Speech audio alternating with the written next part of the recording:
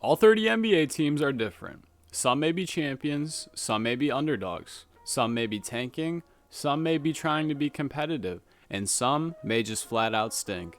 One thing all NBA teams do have in common is to hopefully make the correct moves going forward to bring their franchise an NBA championship.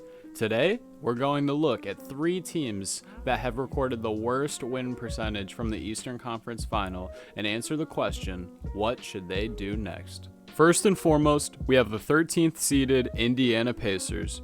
Boy, has the 2010s been rocky for them, starting the decade as they're ending it out of the playoffs. However, it only took 1 year for them to go from the 10 to the 8 seed, and then the next year they were the 3 seed. The scoring power of Danny Granger, paired with the acquisitions of Paul George through the draft and Roy Hibbert, made up for a lethal pairing on the floor. While the Pacers tried to stay competitive throughout the 2010s, I, as well as many other non-Pacer stans, just wanted them to see their team trade their assets for draft capital and bottom out. It took 10 long years, but it seems the front office has finally done just that. Maybe even a little too much of that, in my opinion, giving up Malcolm Brogdon for virtually nothing of the same value. I think the Pacers' future is largely in the hands of Tyrese Halliburton and Chris Duarte. I was recently pleased to see the Sabonis trade to acquire Halliburton in the first place, but I was a bit shocked to see that they had kept Miles Turner.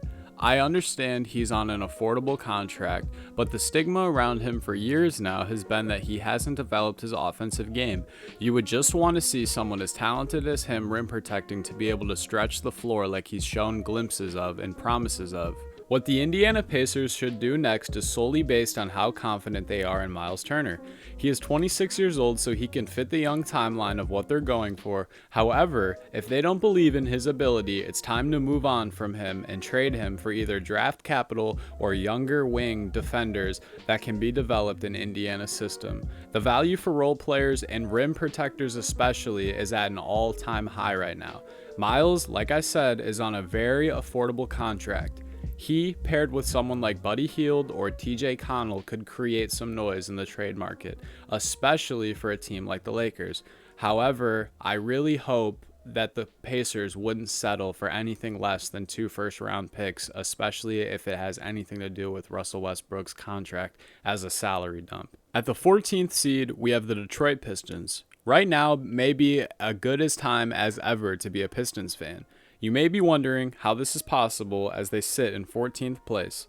Well, in the past 10 years, they've only reached the 8 seed twice. Once in 2015 before they were swept in the first round by the Cavs, then again in 2018 before they were swept for a second time in 3 years by the Bucks. The point in bringing up their past success is to note that it was never sustainable. In 2015, the roster was made up of mid-level players and talents that just so happened to be the 8th seed in a weak Eastern Conference. In 2018, they were carried there on one leg literally by Blake Griffin, and I literally mean one leg. This man turned back the clock for a year, started shooting 7 threes a game, and became an all-NBA player again somehow. No one would have thought that this would be the future of Detroit basketball. Cade Cunningham, on the other hand, now that is a different story.